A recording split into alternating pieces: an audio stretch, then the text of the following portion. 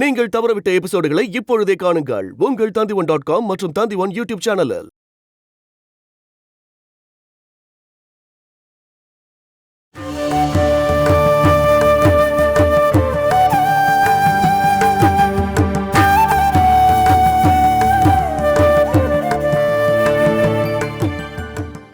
என் மகன் தப்பிக்கணுங்கிறதுக்காக நான் பொய் சொல்லணும் சொல்லல.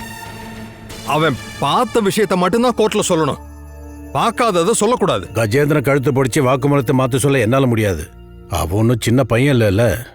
இந்த கல்யாணம் நடந்தா நம்ம கஜேந்திரன் வாசவன் சொல்றதான் கண்டிப்பா கேட்பான். செத்து போன மகனை நல்லவன் ஆக்கணும், அவன் பண்ண பாவத்தை எல்லாமே இல்லாம ஆக்கணும். அதுக்காகத்தான் கஜேந்திரனுடைய இந்த வாக்குமூலத்தை அந்த வாசவன் எதிர்பார்க்கிறான். ஆனா அதனால என் பையனோட கழுத்துக்கு தூக்கு கயிறு வரப்போகுது. அது உங்களுக்கு தெரியும்ல மாதவண்ணா. அதுக்கும் கஜேந்திர கல்யாணத்துக்கு என்ன சம்பந்தம்? பையனும் பொண்ணும் ஒருத்தர் பார்த்தாங்க, லவ் பண்ணாங்க. ஜாதி மதம் சொத்து அந்தஸ்து எல்லாமே சமமா தான் இருக்கு. இந்த கல்யாணம் வேண்டான்னு கஜேந்திர கிட்டயும் லட்சுமி கிட்டயும் என்னால எப்படி சொல்ல முடியும்? கல்யாணம் நடக்கட்டும் மாதவண்ணா, அதை சாக்கா வச்சு என் பையனுக்கு துரோகம் பண்ணக்கூடாதுன்னு தான் நான் கஜேந்திரன் கிட்ட சொல்ல விரும்புறேன். அதை நீயே போய் அவங்க கிட்ட சொல்லாமே. என்கிட்டயும் அசோகன் கிட்டயும் இங்க இருக்கிற பசங்க பாசம் காட்ட மாட்டாங்கன்னு உங்களுக்கு தெரியும்ல. எதனால அச்சுதா அப்படியெல்லாம் நடந்தது? நீயும் பையனும் ஒன்னொன்னா பண்ணி இங்க இருக்கிறவங்களை வெறுப்பேத்துனீங்க. இந்த வீட்டு பசங்க சொல்றதுக்கெல்லாம் ஆப்போசிட் தான் நீங்க பண்ணிருக்கீங்க. அக்கா சொல்றதை அனுசரிச்சு தான் நான் ஒவ்வொரு வேலையும் இங்க பண்றேன். ஒருவேளை அது இங்க இருக்கிற பசங்களுக்கு பிடிக்காம கூட போலாம். ஆனா நான் அக்காவை அனுசரிக்கணுமா இல்ல அவங்க பசங்களை அனுசரிக்கணுமா? உங்க ரெண்டு பேருக்கும் மூத்தவன் அச்சுதா. நான் சொல்றதை நீ கேட்கலாம் இல்லையா? எனக்கு முக்கியமானவங்க லட்சுமி அக்கா தான், நீங்க இல்ல மாதவண்ணா. அப்படின்னா லட்சுமி உன் பையனை காப்பாத்துவான்னு நினைச்சுக்க.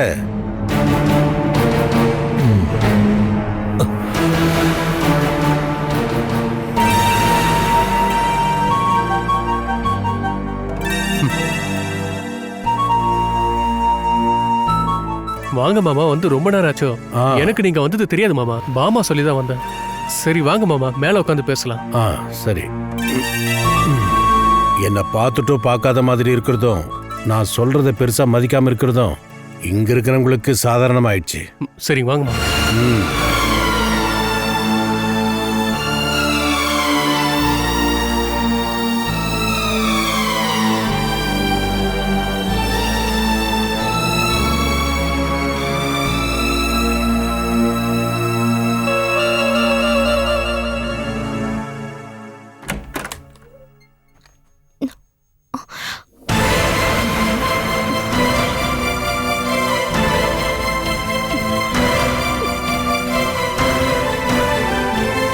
ஏண்டி கேடு கட்டவளே, நீயும் உன் தங்கச்சியும் சேர்ந்துகிட்டு தானே என் பையன் வாழ்க்கையை நாசமாக்குனீங்க. அவன் அப்படி என்னடி உனக்கு துரோகம் பண்ணிட்டா? ஒரு நல்ல எண்ணத்துல உங்களெல்லாம் அங்க கொண்டு போய் தங்க வச்சான் பாத்தியா? அதுதான் அவன் பண்ண தப்பு. சமாதானமாவும் சந்தோஷமாவும் வாழ்ந்துகிட்டு இருந்த இந்த குடும்பத்துல வந்து நீ குழப்பம் பண்ணிட்ட. இதுக்கப்புறம் என்னையும் என் பொண்ணுங்களையும் நாசமாக்கிட்டு தான் விடுவியா?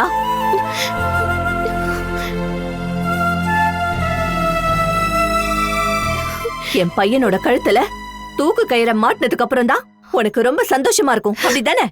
என்ன கௌசல்யா, நீ எதுக்காக அந்த பொண்ணுகிட்ட சண்டை போடுற? இவ என்ன தப்பு பண்ணா? என்ன தப்பு பண்ணாளா? என் குடும்பத்தையே குட்டிச்சவராக்கிட்டாளே. இவளும் இவளோட ஏன் பாதியிலே நிறுத்திட்ட? நீ சொல்ல வந்தது இவளோட அப்பாவை பத்தி, அப்படித்தானே? நான் தெரியாம தான் உன்னை கேக்குறேன். இவ ஏன் உன் குடும்பத்தை குட்டிச்சவராக்க போறான்னு சொல்ற? அப்பாவும் ரெண்டு பொண்ணுங்களும் பிரச்சனையில மாட்டிக்கிட்டு இருக்கும்போது அசோகன் உதவி செய்யறதுக்காகத்தான் வந்தான். அது அவங்கிட்ட இருக்கிற நல்ல மனசு. இவங்க யாரும் சொல்லி அவன் அந்த மாதிரி பண்ணலையே. அந்த இடத்துல போய் இவங்க எல்லாரும் தங்குனதுனாலதான் வந்த பிரச்சனைன்னு நீ சொல்ல வரியா? எது பேசினாலும் அது ஒரு நியாயம் இருக்கணும். என்ன நடந்தா என்ன? என் பையன் இப்ப கொலை குற்றவாளி ஆயிட்டான்ல. ஒரு தப்பு நடந்துருச்சுன்னா அதை எப்படி சரி பண்றதுங்கிற வழியை நாம தேடணும். எப்படி செய்யறதுன்னு யோசிக்கணும். அதை விட்டுட்டு பாவம் இந்த பொண்ணை போய் நீ இப்படி திட்டிக்கிட்டு இருக்கியே. பாட்டி, இப்ப நாங்கெல்லாம் உங்களுக்கு தேவையில்லாதவங்களாயிட்டோம்ல. உங்க பையனோட பொண்ணுன்னு சொல்லி தாலாட்டு பாட இவ இருக்கால, நீங்க பாத்துக்கிட்டே இருங்க. இவ இங்கேயும் கண்டிப்பா பிரச்சனை பண்ணுவா. இது இந்த இடத்துலயே கண்டிப்பா முடிய போறதில்ல பாட்டி. எல்லாமே அந்த கடவுள் விதிச்ச மாதிரி தான் நடக்கும். நாம நினைச்ச மாதிரி எதுவும் நடக்காது. இதை எங்க தலை விதின்னு சொல்லாம வேற என்ன சொல்றது?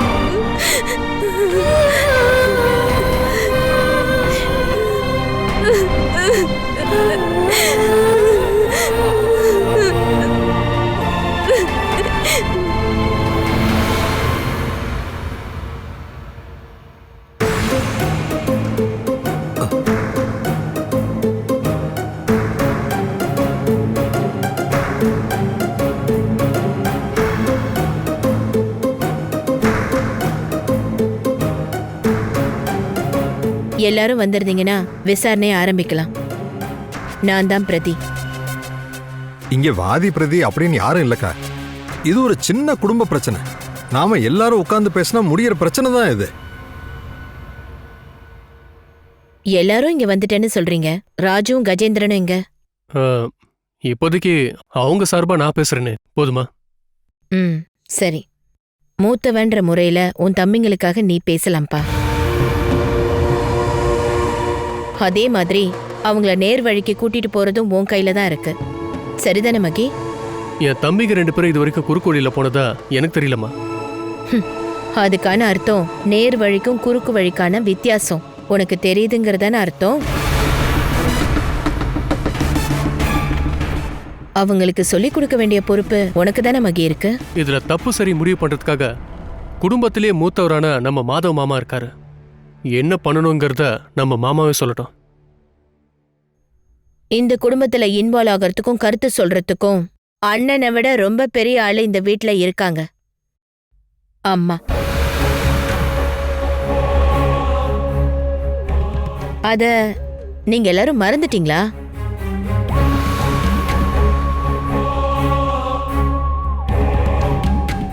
அம்மாவையும் கூட்டிட்டு வாச்சுதா. மத்தவங்க யாரும் தப்பா எடுத்துக்காதீங்க. இங்க வெளியாளு யாரும் பஞ்சாயத்து பண்ண வரல.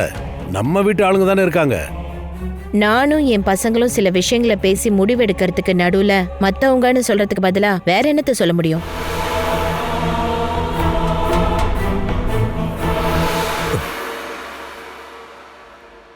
இது வரைக்கும் நீங்க சொன்னதை மட்டும்தாக்கா நான் செஞ்சுக்கிட்டு இருந்தேன்.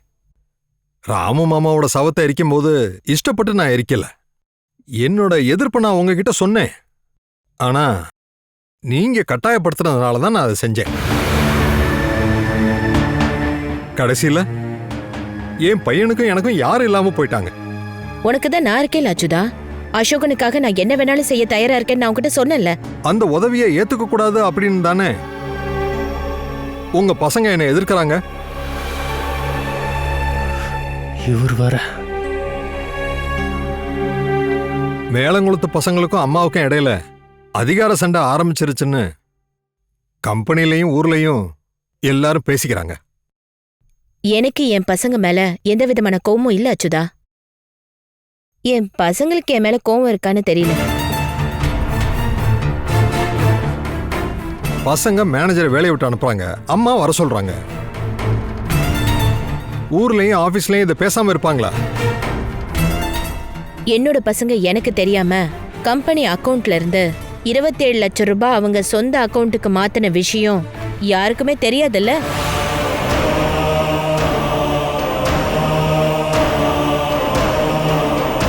யார தோக்கடிக்க இதெல்லாம் பண்றீங்க? என் காலம் முடிஞ்சதுக்கு அப்புறம் கம்பெனியோட சொத்துக்கள் எல்லாமே நீங்க தானே வச்சு ஆள போறீங்க. அப்படி இருக்கிறப்போ என் பசங்க 27 லட்சம் ரூபாய் அவங்க பர்சனல் அக்கவுண்ட்டுக்கு டிரான்ஸ்ஃபர் பண்ணிருக்காங்க. நீ இப்படி ஒவ்வொன்னா சொல்லி எஸ்கேப் பண்ண என்ன அர்த்தம் லட்சுமி? பிரச்சனைக்கு ஒரு முடிவு பண்ண வேண்டாமா? ம் சரி, அம்மாவை கூட்டிட்டு வா அச்சுதா. அம்மாவோட வார்த்தைகள் இந்த வீட்ல சாதாரணமா இருந்துடக்கூடாது. ம்.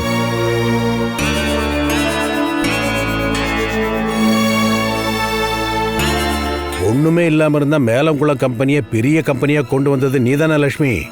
உன் திறமை பத்தி யாரும் இங்க குத்தம் சொல்லலையே. நான் ஆசைப்படுறது எல்லாமே கம்பெனி சொத்து இத பத்திலாம் இல்லைன்னு, என்னோட குடும்பத்தை பத்தி தான். நான் வளர்த்து ஆளாக்குன என் பசங்களை பத்தி மட்டும்தான். அங்கதான் லட்சுமி நீ தப்பு பண்ற. உன் பசங்க பெரியவங்க ஆயிட்டாங்கன்றத நீ மறந்துட்ட. அவங்க என்னை விட பெரியவங்களாயிட்டாங்கன்னு நான் மறந்து போயிட்டேன்னு. ஓ,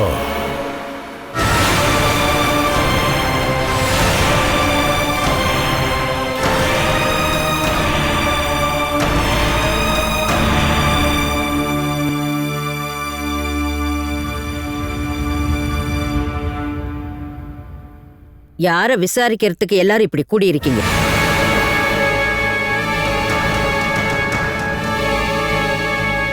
ஏன்பா நீதான் இதுக்கு தலைமை தாங்குறியா? இப்ப இங்க யாரும் தலைமை தாங்கிறதுக்காக வரல. சில விஷயங்களை பேசி முடிவெடுக்கணும், அவ்வளவுதான். வேணா அந்த பொண்ணையும் கூப்பிட்டுக்க, அந்த விஷப்பாம்ப. அவதானே இதுக்கெல்லாம் காரணம். அவளை எதுக்காக கூப்பிடணும்? அவளுக்கு என்ன சம்பந்தம் இருக்கு? அவ இந்த குடும்பத்துல ஆளே கிடையாது. அவ இங்க வந்து எதுவும் சொல்ல வேண்டாம். அப்படி சொன்னாலும் அதை யாரும் கேட்க கூடாது. அந்த பொண்ணை எதுக்காக இப்ப இங்க கூட்டிட்டு வரணும்? எல்லாருக்கும் முன்னாடி அந்த பொண்ணு வந்து திட்டு வாங்கணுமா என்ன? கொல்றதுக்கு முன்னாடி மாட்டு காதுல வேதம் ஓதுனாலும் அந்த மாட்டை கொல்லதானே போறீங்க. எதுக்காக மகி நீங்களும் உங்க அம்மாவும் இப்படி சண்டை போட்டுக்கிட்டு இருக்கீங்க? ஒரு குடும்பமா ஒன்னா சாப்பிட்டுட்டு படுத்துக்கிட்டு இருந்தவங்க இப்போ ஒவ்வொரு மூலையில இருக்கீங்க. வேற வேற சமையல் இடம், வேற வேற சாப்பிடுற இடம், வேற வேற சாப்பாடு. இப்போ ஒருத்தருக்கு ஒருத்தர் பேசிக்கிறதே இல்லை.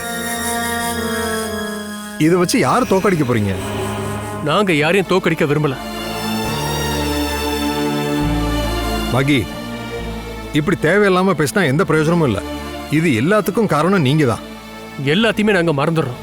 ஆனா அம்மா ஒரு வார்த்தை சொன்னா அதுக்கு எதிர்பேச்சு யாருமே பேசக்கூடாதுன்ற அந்த அகங்காரத்தை சப்போர்ட் பண்றீங்கல்ல, அதை ஏத்துக்க மாட்டேன். குடும்பத்தோட அஸ்திவாரத்தை தான் நீங்க நோண்டுறீங்கன்னு மறந்துடாதீங்கப்பா. அதை நாங்க ஏத்துக்கிறோம். எங்களுக்கு இப்போ ஒரே ஒரு டிமாண்ட் தான் இருக்கு. அந்த பொண்ணை இந்த வீட்ல இருந்து அனுப்பணும். எங்க கண்ணில் படாத மாதிரி எங்கேயாவது அனுப்பிடுங்க.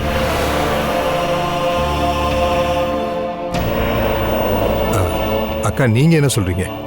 அது கண்டிப்பா நடக்காதச்சுதா. அது ஒரு கேடு கெட்ட செயல்.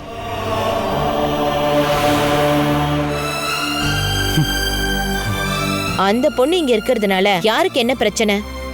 இங்க இருக்க எல்லா சொத்தையும் அவ எடுத்துட்டு போயிடுவாளா என்ன? நீங்க செய்தமா தப்பான செயல்.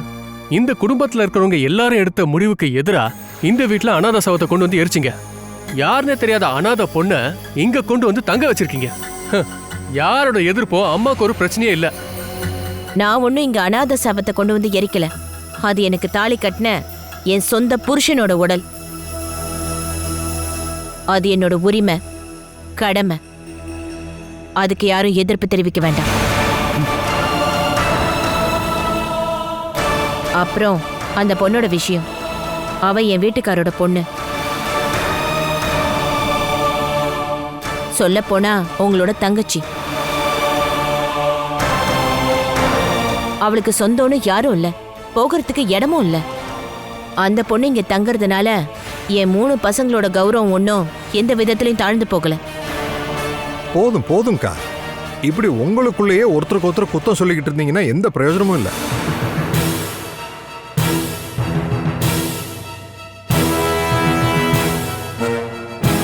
பாட்டி நீங்க என்ன சொல்றீங்க?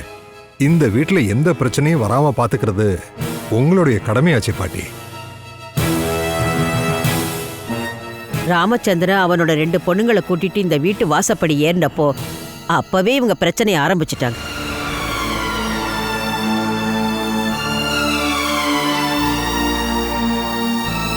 அவங்கள இந்த வீட்டுக்குள்ள அனுமதிக்கலைனாலும் பரவாயில்ல, வேற ஏதாவது உதவியாவது அவங்களுக்கு செஞ்சிருக்கலாம்ல. அதை செய்யவே இல்லை. அதனால சொல்றேன், அந்த பொண்ணோட பாவத்தையும் சாபத்தையும் வாங்காம இருக்கிறது தான் உங்களுக்கு நல்லதுன்னு சொல்றேன்.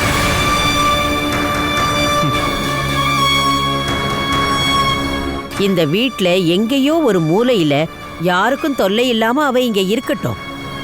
எக்காரணத்தை கொண்டும் அவ உங்க பக்கம் தலை வச்சு படுக்க மாட்டான். அவளுக்கு தொந்தரவு கொடுக்காம இருக்கிறது தான் உங்களுக்கு நல்லது. தொந்தரவு பண்ணா வானம் இடிஞ்சு விழுந்துருமா? பாட்டி, உங்களுக்கு அந்த பொண்ணு உங்க பேத்திங்கிறதால பாசம் அதிகமா இருக்கு. அவ்வளோ பாசம் இருந்தா அவளை கூட்டிட்டு நீங்க போயிடுங்க. உங்க பொண்ணு ஒருத்தி ஓடி போனால அங்க கூட்டிட்டு போக போனீங்கன்னா நீங்க உங்க பேத்தி கூட ரொம்ப சந்தோஷமா நல்லா என்ஜாய் பண்ணி வாழலாம். ஆனா இங்க முடியாது. இங்க பாரு, உனக்கு கெட்ட எண்ணம் வந்துடக்கூடாதுங்கிறது தான் என்னுடைய வேண்டுதல். நீ சொல்ற தவறான வார்த்தைகள் எல்லாமே ஒரு நாள் உனக்கு திரும்பி வரும். உனக்கும் பிள்ளைங்க இருக்காங்க, மறந்துடாத. நான் கிளம்புற மகி.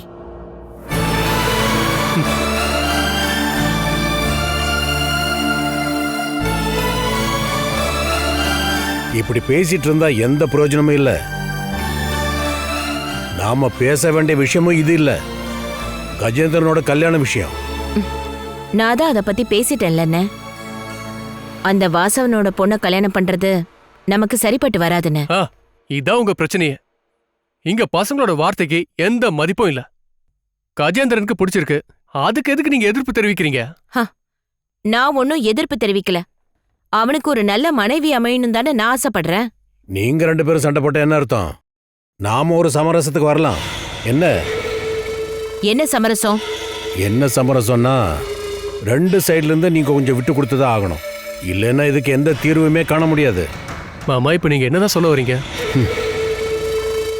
அந்த பொண்ணு தற்சமயம் இங்க இருக்கிறதுக்கு நீங்க சம்மதிக்கணும்.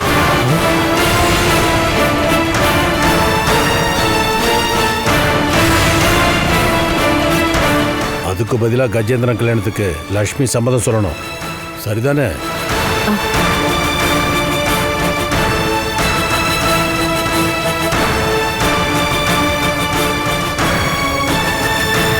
லட்சுமி, இப்படி கொஞ்சம் விட்டு கொடுத்தாதான் இப்போதைக்கு இந்த பிரச்சனை எல்லாம் தீரும். தேவையில்லாம அடம் பிடிச்சா கஜேந்திரன் அவனுக்கு இஷ்டப்பட்ட பொண்ணை கல்யாணம் பண்ணிப்பா. உன்னால் தடுக்க முடியுமா? அதனால அவனுக்கு பிடிச்ச பொண்ணையே நீ கல்யாணம் பண்ணி கொடுத்துரு.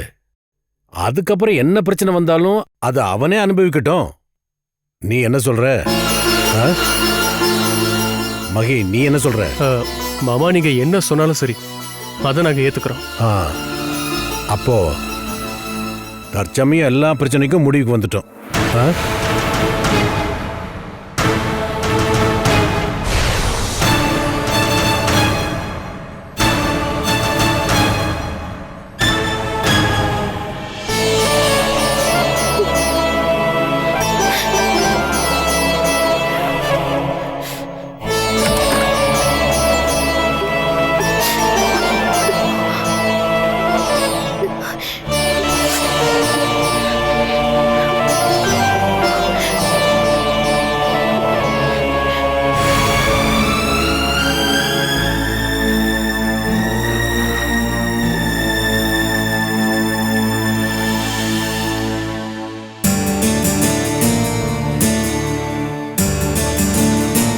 நீ ஏமா அழுதுகிட்டே இருக்கிற?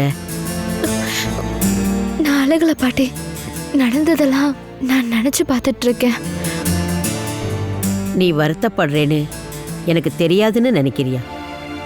ஒன்ன காரணமா வச்சு இந்த வீட்டில் இருக்கிற எல்லாரும் சண்டை போட்டுக்கிட்டு இருக்கிறத பார்க்கும்போது யாருக்கா இருந்தாலும் வேதனையாத்தான் இருக்கும். நீ ஒன்னும் அதை நினைச்சு வருத்தப்பட வேண்டாம். வா.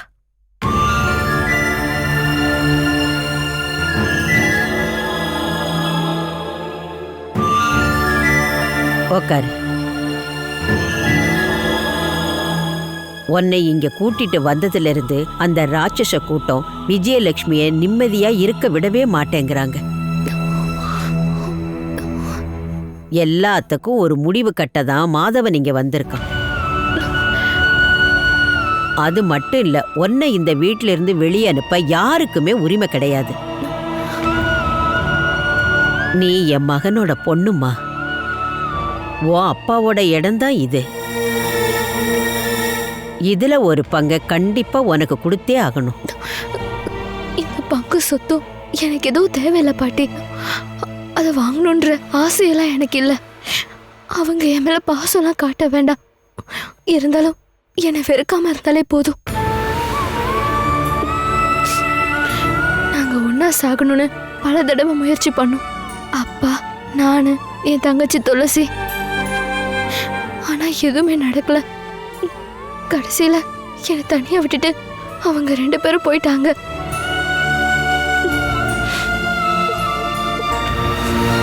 நீ தனியா இருக்கேன்னு யாருமா சொன்னது? நாங்க இல்லையா உனக்கு? எங்க தினமும் சண்டையும் சச்சரவும் பார்க்கும்போது எங்கேயாவது போயிடலாமான்னு எனக்கு தோணுது பாட்டி. நீ தேவையில்லாம எதையும் பேசிக்கிட்டு இருக்காத.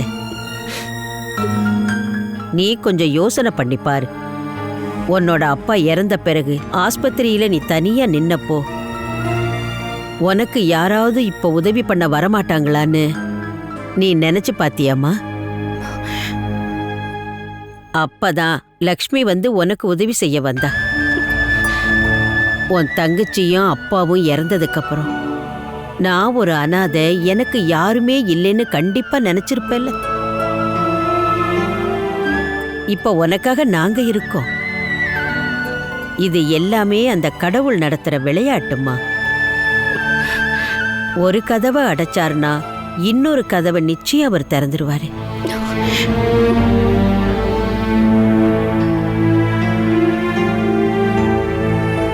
அந்த கடவுள் மனுஷனுக்கு நல்லது கெட்டது 2யுமே சரிபாதியா தான் கொடுத்திருக்காரு.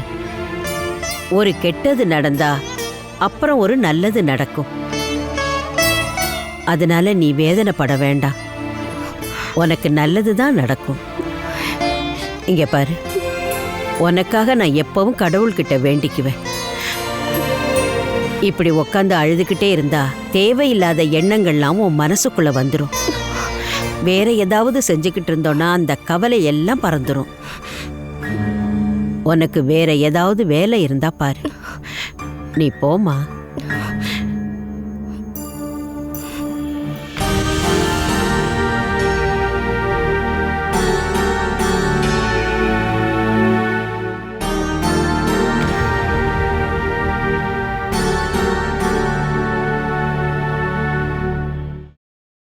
Catch us on TV, Tandivan.com, Facebook and YouTube.